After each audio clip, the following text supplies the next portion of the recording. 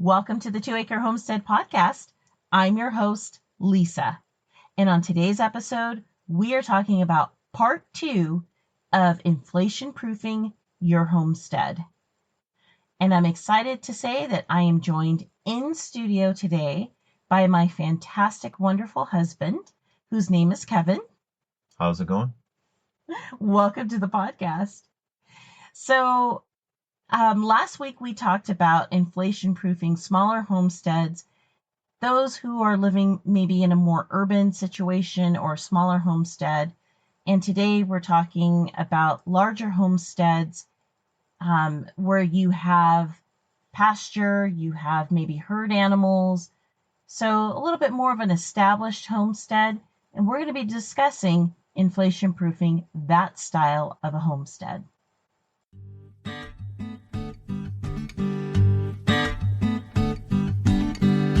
Welcome to the 2 Acre Homestead.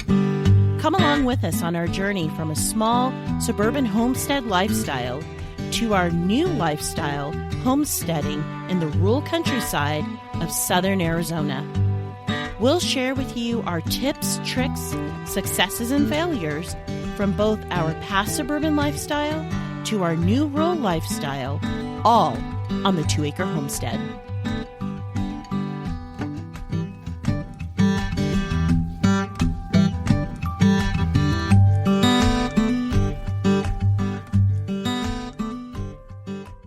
So, we're going to be discussing 4 main points today, and that is budgeting, animal husbandry, planting more, and the fourth one, we're going to let that just be a mystery. You're just going to have to continue to listen for the fourth point. But first, out the gate, we are going to be talking about budgeting. Now, budgeting can encompass a lot of different things. So one of the things that we're going to be talking about is budgeting your land, your animals, but of course, the first topic we're going to talk about is budgeting your finances. On our homestead, my husband is the one who does the budgeting of our finances. So Kevin, welcome. And maybe you can explain to some of the listeners some of the things that we do when it comes to budgeting. Sure. Let me just start off by saying I'm not a certified financial planner. I got to get that out of the way. It's the legalese kind of stuff. But if we think about some things that will help as far as finances, these things have helped us. So the first thing is have a budget. You can do it a lot of different ways, but make a spreadsheet, make a list on a sheet of paper or whatnot. Look at the things that you, first of all, have to spend on. Maybe it's a mortgage, car insurance, car payments, whatever. Start from there and then get down to the other things that, maybe you don't need necessarily, but you do spend on. Start from there, but basically write down everything every month that you spend on. And then look at other things like groceries and so on, and work at having a budget. So, and a set amount for each thing that you need to spend on each month. The second point is then to stick to that budget. So things like if you have a mortgage, that's going to be the same pretty much every month. There are some other things I know we've talked, Lisa and I, that there's some things that maybe like heating, electricity, those change, but is it possible that they have an equalizer plan? Some gas companies, electric companies and whatnot, they have those type of plans. Look at that. Now, to do that, I know in our experience, they need to look at probably the last year of your spending there, and then they can set that, and then maybe after a year it'll change, but that kind of helps because in the summer here in Arizona it gets pretty hot, so your bills might be quite a bit more than in the wintertime. And let me just explain to our listeners too that when we're talking about an equalizer plan, we're talking about, like you had said, they take a year's worth of your bills and basically they average it out. They divide it by 12. It's just simple math. They divide it by 12 and they set that as your payment. So rather than you spending a lot of money, let's say for heating, a lot of money in the winter months for your heating bill, it's just a set bill throughout the year. So that way you know exactly what your utilities are for your budget. Right. So my thinking there is, okay, so and I'm going to mention some just arbitrary numbers. If you listen to this 2 years down the road, people will say, wow, it would be nice to spend that. But just arbitrary numbers. Let's say in the wintertime, you're spending, I don't know, 20, not 20, but let's say your electric bill was, I don't know, 100 a month. But then in the summertime, if you're running your AC a lot, like we do here, maybe it's 300, 400 a month. I don't know. Wouldn't it be nice if you just knew every month that that bill is 200 a month? It's just much easier. So that way, that item, kind of like a mortgage, a car payment, doesn't change. It's just easier every month to look at it and go, I know I've got to spend that much on that item. So the more you can do that, it just makes it easier. So it's worth checking out. Call them, check on their website, see if, like I said, gas, electric, you can do that, and then try to get that going. Another thing when it comes to sticking to your budget is even if prices go up, of course, we've seen a lot of that, especially lately, in the last year or so, is if even if those prices go up, try your hardest to stay on budget. And I know we've talked about that. Food is a big item. Um, you might feel this pressure that, well, I've got to increase it another 20%. See if you can be creative and still stick to it. Do you really need a few of these things that you're buying all the time? And that will help. So you've got to be creative when it comes to that. And then also going along with this, sticking to your budget is track every dollar. So make sure that you're tracking every thing that you're spending on. And then think about too when I talk about that is there are some things maybe like feed and so on that you're not going to maybe spend the same 1 month to the other, but you got to track everything, and that's going to really help you keep focused. So then, when it comes to finances, the third thing that's important is getting out of debt. So when you look at your debt, same thing with your budget. Write down all of the debts that you have and see where you can put your efforts to tackle them. There's a lot of different thinking out there as far as how do you do it. Do you go by the one with the biggest, APR that you're paying on, the biggest amount? You could get into the minutia of all that, but the main thing is if you have debt, especially if you've had it for some time, get rid of it. Make a plan. Start working toward it. A friend of ours told us years ago, he spoke a different language in English in his native tongue, but I think the translation was something along the lines of, if you've always done what you've always did, you'll always get what you always got. So make a change and start attacking that debt, however you do it, and you'll get out of it eventually. So, can you pay off debt like credit card debt? Can you pay off vehicles? That's a big thing, especially if you have gone out and got a new vehicle. You're paying a lot, probably per month. Could you maybe, if you have more than one vehicle, could you take one vehicle, sell it, and pay off maybe one of the other vehicles you have? Um, there, for some period of time, vehicle prices, even used vehicles, have been more so than in the past. So you might be able to take advantage of that. And we've heard of people that have sold a vehicle and then maybe paid off the other vehicle that they have. And then later, because they've been saving money, paying off debts, then they just go out and buy one cash if Yep. they need it. So that could be something that can help. Yep. Mm-hmm. Okay, so then the fourth thing when it comes to finances is like Dave Ramsey says, is create a debt snowball. So just as an example, let's say you got a loan to, I don't know, get a new AC system or something, and you're paying X a month on it. Well, if you pay that debt off, let's just say, for example, it's $200 a month. Now, when that's paid off, can you take that $200 a month, whatever it is, can you use that to pay off the next debt that you've, looked at everything, you say, this is the next one we want to tackle. Mm-hmm.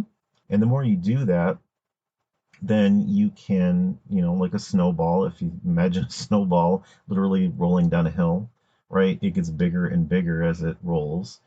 And so, let's say the first debt was $200 and the next one is 150. Well, now you've got 350 to spend on, something else. But as you do it, as you move forward, it's going to keep helping you to get out of debt. So those are some things that I know have helped us as far as finances.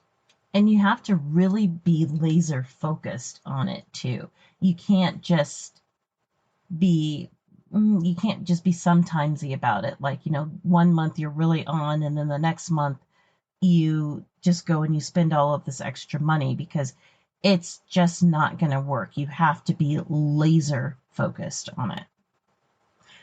Well, the next point that we're going to talk about under budgeting is land.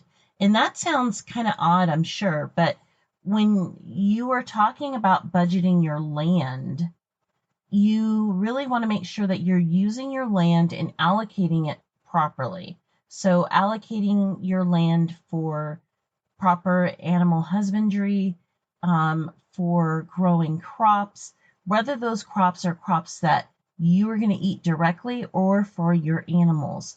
Because if you give too much land for an animal, for example, you might be able to use that land for something else that either is A, more profitable, or B, will produce more food at home for you. So you really want to make sure that you are budgeting and managing your land correctly. The other point is about animals, budgeting animals. Now, that sounds kind of weird.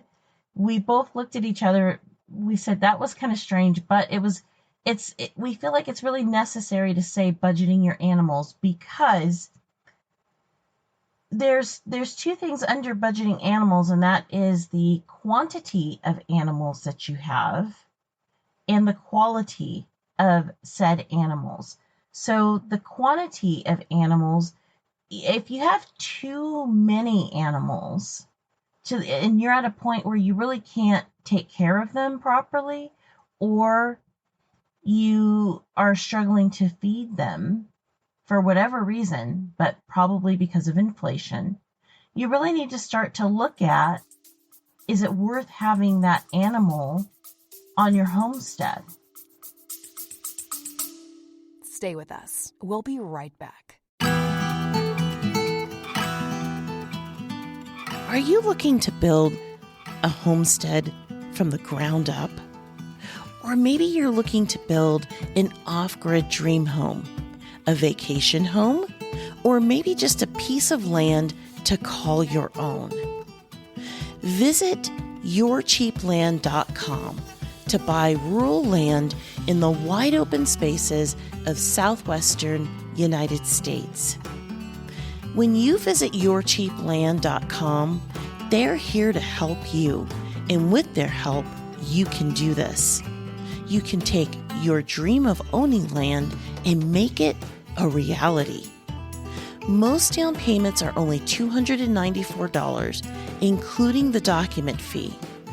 Remember, everyone qualifies for financing at yourcheapland.com. Head on over to yourcheapland.com and start making those dreams come true. And now, back to our podcast.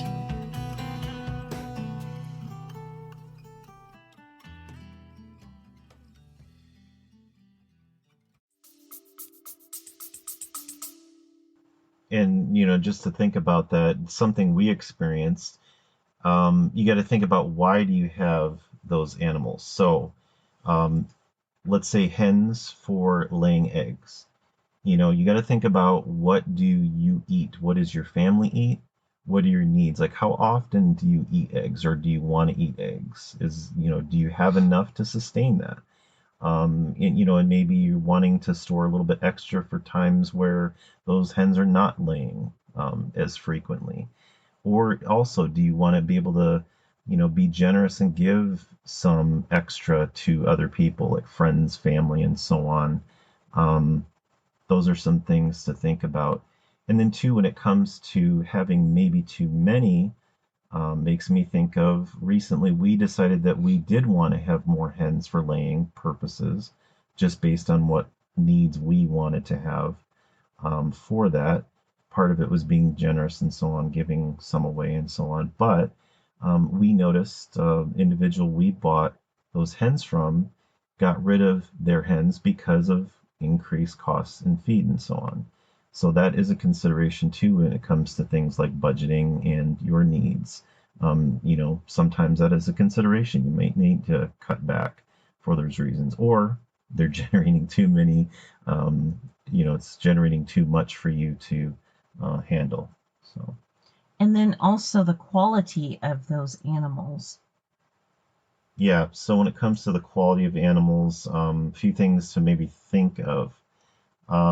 Let's see, the first thing might be, so how are you caring for them?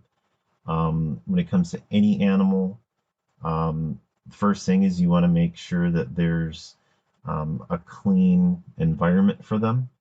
Um, Make sure, of course, you have plenty of clean water. That's one of the most critical things. Clean food. So, do you have a good way to store that food to be able to feed them? And proper shelter for said animal as well. Right. And then the proper space as well. So, and of course, that goes into, maintaining proper health for those animals. So the healthier those animals are, then the healthier they're going to be as far as, if it provides you meat, if it provides you, something to eat, that's very important.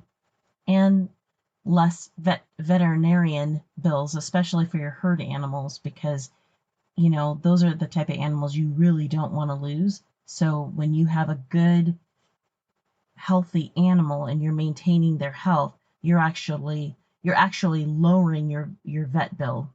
Right. Okay. And then the second point, when it comes to the quality of your animals is, animal care is a daily routine. So when you think about that, can you easily access the things that will help you care for the animal? So water is very important. So, when I consider, for instance, for us with, let's say, chickens, there's um, different, right now we have them separated a little bit. We'll be integrating, two of our flocks, but is it easy for you to provide them the water? Are you hundreds and hundreds of feet out from getting a hose out there, or can you use rain barrels to either collect water or just once in a while fill that up so it provides you weeks of easily being able to provide that water to them? Same thing with feed. Is it a struggle for you to get the feed out to them, or do you have some ways to store it close by so that when you do feed them, it's not such a chore, and that will really help you with that daily care. And then the third one, we touched on this a little bit, is to buy and sell animals if needed. So again, you just got to assess what are your needs for you and your family, and make those adjustments as needed. And if I could interject as well, um, when it comes to buying and selling, you may not want to sell all of your animals. You may want to cull some of them or dispatch them.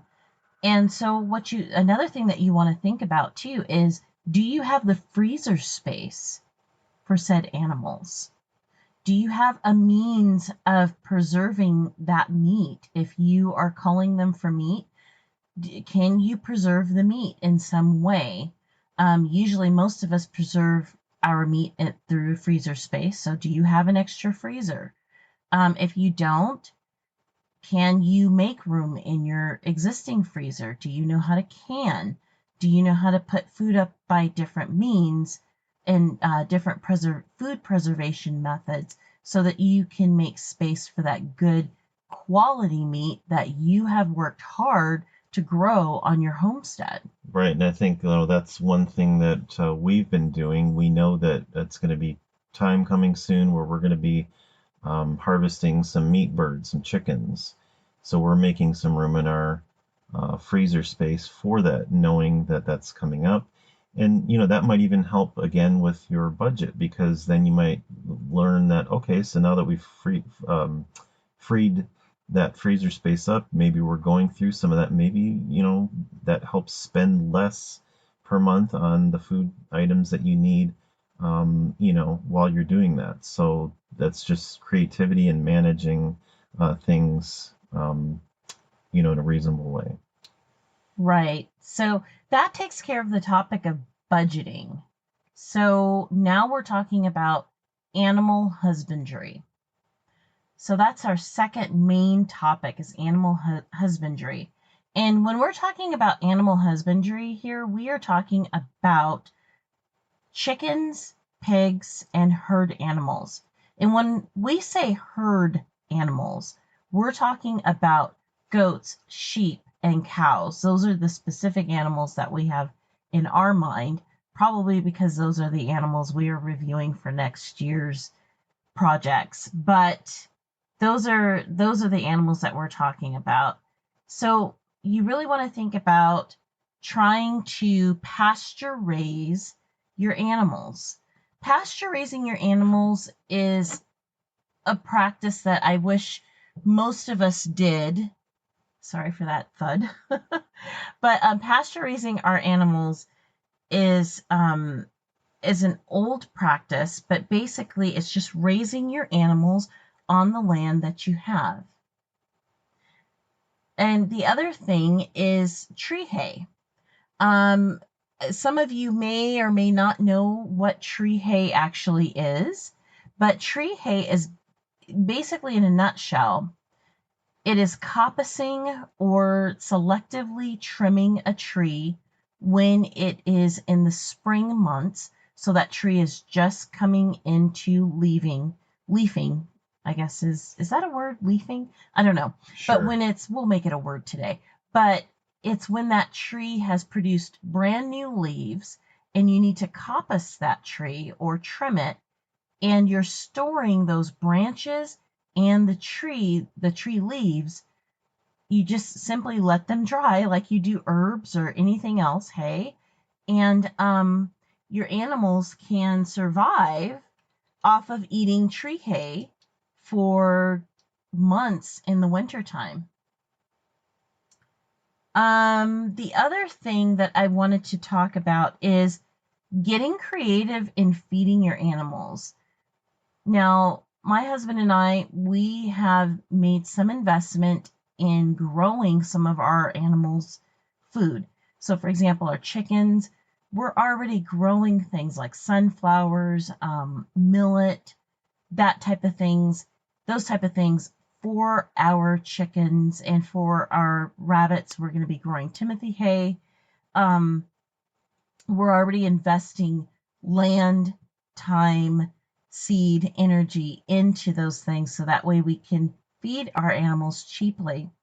But I happened to be reading a book here recently called The Book of the Farm. And this book was done back in the 1800s.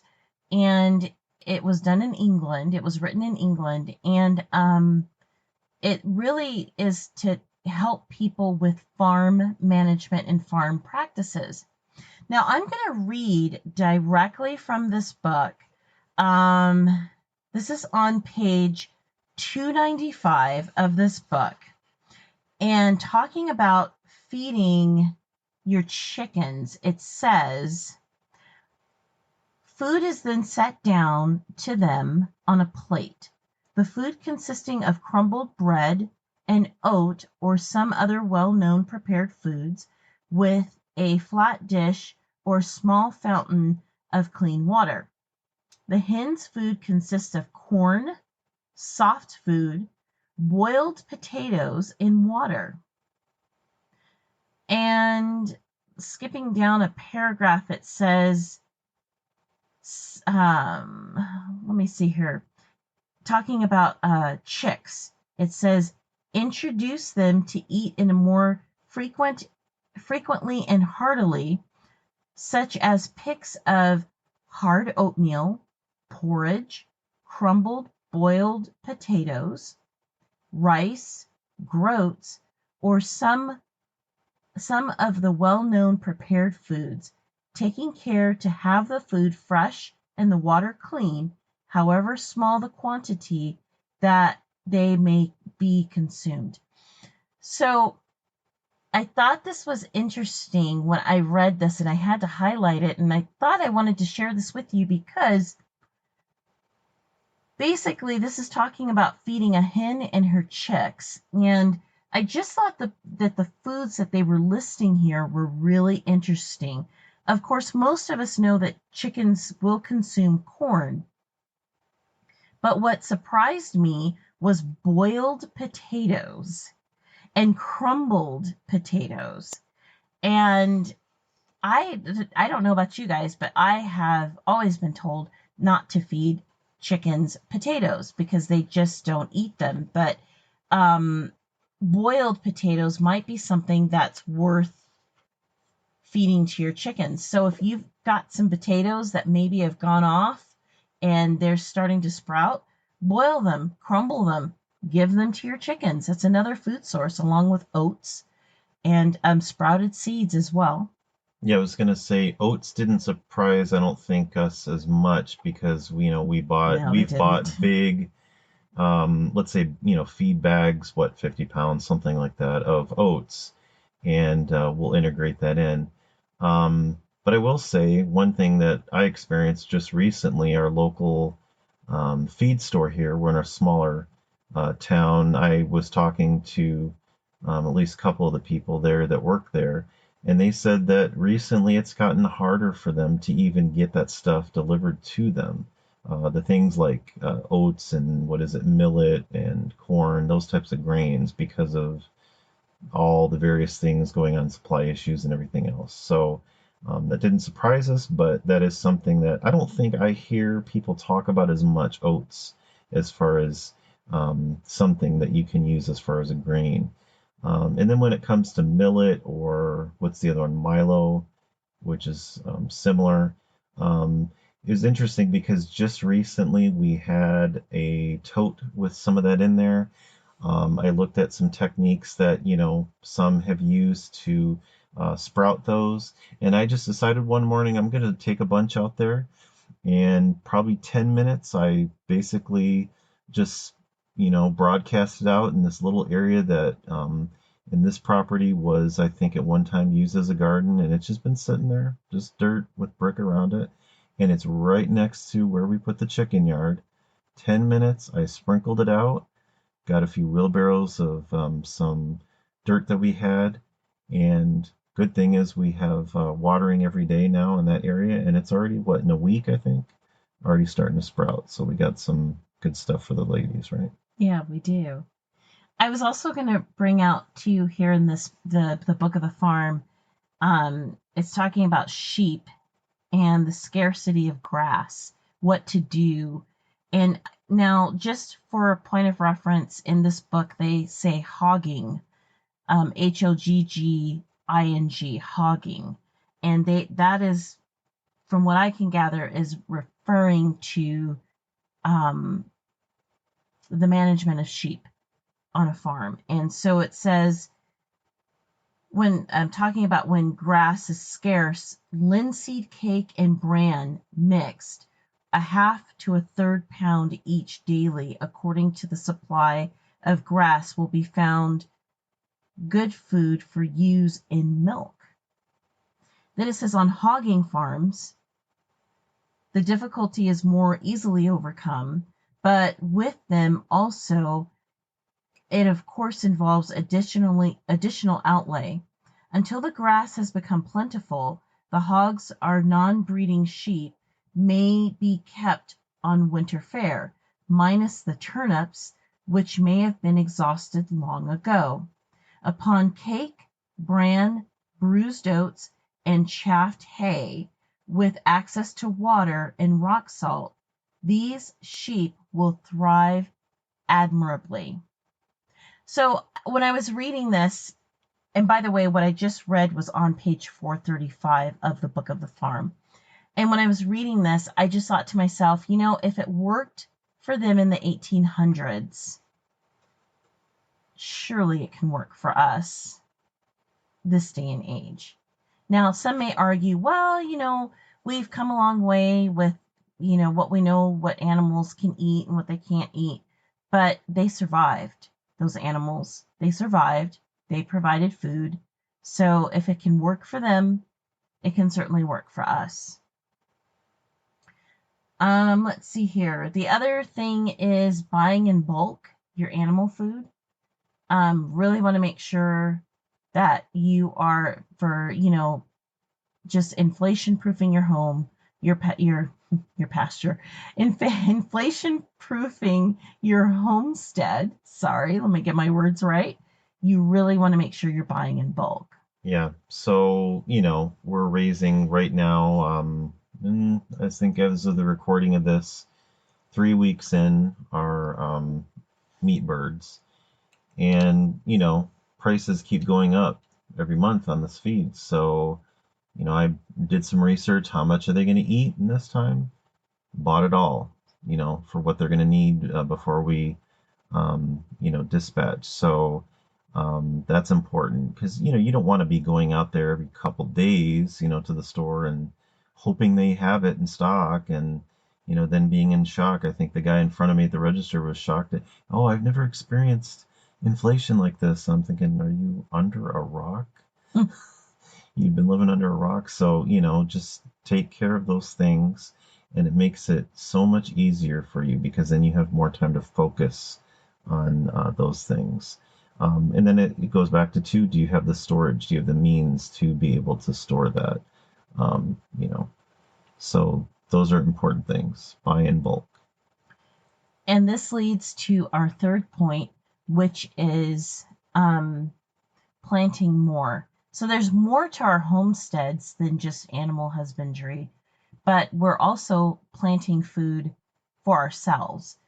So as the gardener of our homestead, I know for our homestead, we have made the choice that when we can actually do some serious vegetable gardening, which that won't happen until the month of April for our growing zone, we are planning on growing more calorie dense foods that will fill our family's belly and keep us satisfied longer than just leafy greens, salad greens. Of course, we plan on planting those things like salad greens and kales and so forth, but I know for myself, I'm really focusing on my winter squashes this year.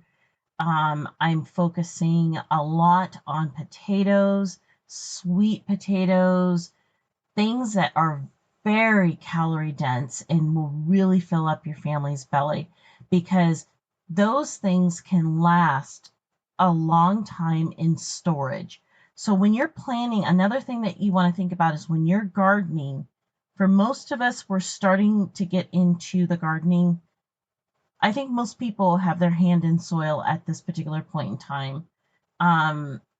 Except for us, patience, right? Except for us. For those of you that don't know, we are in Arizona, but we are very high elevation.